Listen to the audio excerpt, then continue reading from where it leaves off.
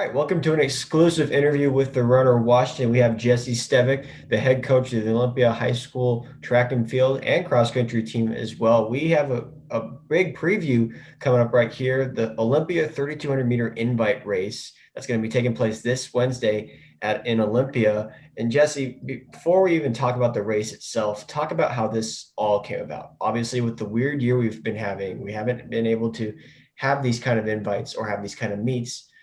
But now we'll get to see something like this on Wednesday for the first time, it seems like, in 2 years. Yeah. Yeah, no, it's pretty exciting. So Ethan Coleman, who I'm able to coach, he put up a 901 just by himself, in a dual meet, which was a school record. And just with no invites this year, no state meet, I thought there were probably other people that would be interested, in getting a field together to actually be able to race. And so I just kind of sent out, looked kind of through the cross country results and sent it out to all the teams that had runners, in the top 10, top 15 in Washington and Oregon. And I think probably with Ethan there, knowing that they were going to get competition, it just kind of started, started picking up, and it's become more than what I was hoping for. Because initially I thought, if we get 10 guys under 920 or something, that'd be awesome. And it looks, the field right now, who knows what could happen? There could be 10 guys under 9 easily. So it was kind of stemmed from in the fall with no cross country season going on. The coach out at Yelm, Alex, had an athlete, Bryce Chikerniak, and he was interested in coming over and racing Ethan. And then he has contacts over at Kamayakan, and so Isaac Teeples came over, and the three of them just ran probably one of the best 5Ks in the history of the state, I think, in high school. And so they all went under 15 and thought, gosh, we could assemble something like that for track, it'd be great. But then other guys just started coming in, and it's kind of an amazing field right now. Yeah, you look at this list and the athletes there, obviously your own Ethan Coleman, and now you got Isaac Teeples, and you can talk about Bryce Cirkinick, but now you're adding athletes like Evan Jenkins from Camas, Brendan Charbonneau of Jackson, Sawyer Dagan of Stillicum, all these legitimately athletes that are on the cusp of running some really fast times in a 3,200. But why a 3,200 though? I really did that because that's probably Ethan's best, track race. And so, thinking that he has the best time in the state right now. And really to be able to get competition in that, I think is probably the trickiest one. And so I thought, for real distance guys, that would be the best, probably the best race to be able to attract the best field, and kind of the most unique, I guess, of those track races.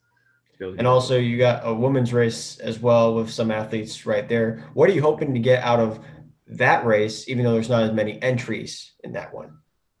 Yeah, and I initially, thought, with Ethan to be able to just make it a guys race, but I thought, it makes sense to have at least offered up for girls. And initially there wasn't as many, kind of top end athletes in that race, but it kind of, I think through word of mouth, picked up, and now it should be a great race on the girls' side too. Yeah, and then the DMR, I thought to be able to get, those athletes' teammates there to make it kind of feel like a little bit bigger meet experience and get some energy flowing. I thought that hopefully could be fun. And we'd run at the end of our cross country season, just local teams in DMR, and it was so much fun. So it was initially going to be a dual meet, and then other teams heard about it and it came, and it was just so much fun kind of under the lights at night. And just to get that atmosphere going, I think it should be pretty fun.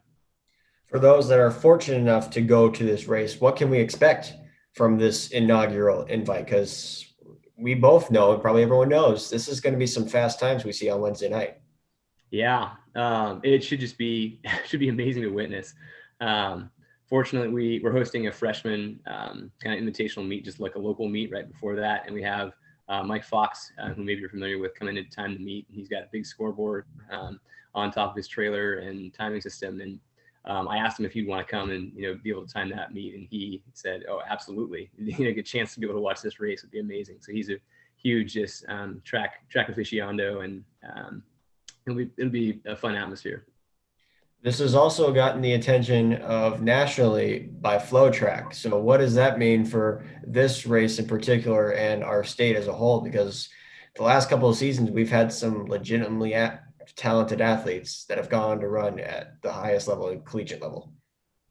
Yeah. I know some of the schools that Ethan's looking at have, I was just talking with their coaches, and they can't come to, recruit because of the regulations right now, but they would would love to see results as soon as possible, or be able to see it on a flow track. And so I think, the hope is that, some of these kids who haven't had a chance to race, and especially with Arcadia getting canceled for everybody outside of California, this is just an amazing opportunity to be able to showcase their talents, and hopefully, it will serve the purpose of providing a competitive venue for them, which is really what my hope was, and to make it just a neat experience that these kids have for sure earned. I mean, in total, you got a couple of state participants. I mean, we talked about Isaac, Ethan, your own, Evan Jenkins. I mean, this is a really fast field. Did you expect to get these type of athletes in it, or was this just like, oh, this athlete's going? Oh, maybe I should go.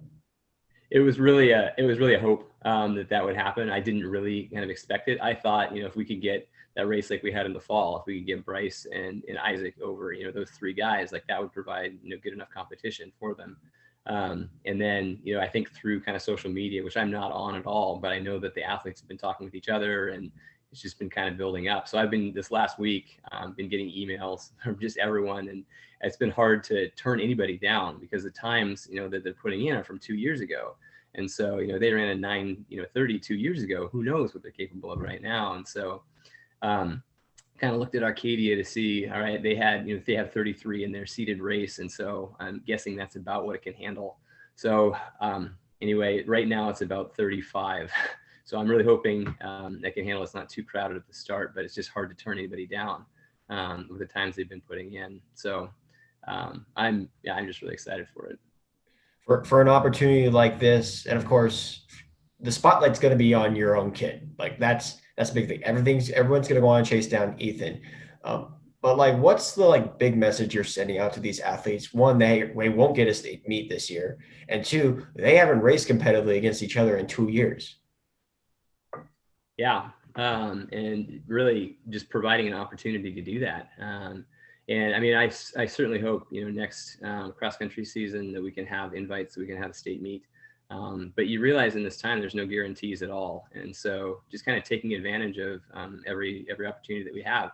And this wouldn't happen if we had the Shoreline invites and the Arcadias that, that are going on. And so that's always what I, tell my guys is you got to take advantage of the opportunities that are there. And so I think for people to be able to kind of see the value in it, and I know it's kind of weird on a Wednesday night, happening, but all our dual meets have been on Saturdays, and I think that's been the case for a lot of schools. So such a weird thing, but hopefully, this is just something, kind of a gem, I think, that's come out of it, and that hopefully will be something that's very memorable, and have the results that that the kids will be able to look back on and appreciate. Well, hopefully we'll see a lot of fast times as well. I mean, you look at the seed times, 9:01's fastest, 9:47 is the slowest. It should be a fast night. Hopefully it's a great evening for racing on Wednesday. Jesse, I wish I could be there to witness it. Unfortunately, I can't, because I don't want to drive 5 hours on a Wednesday over to Olympia, but I'd be more than happy to cover the race and write a recap for it. So anybody out there that has film for me, please send it to me. But Jesse, I appreciate your time. Best of luck to your own kid and Ethan Coleman, but also this is going to be a heck of a race on Wednesday night. Thank you so much. I appreciate it.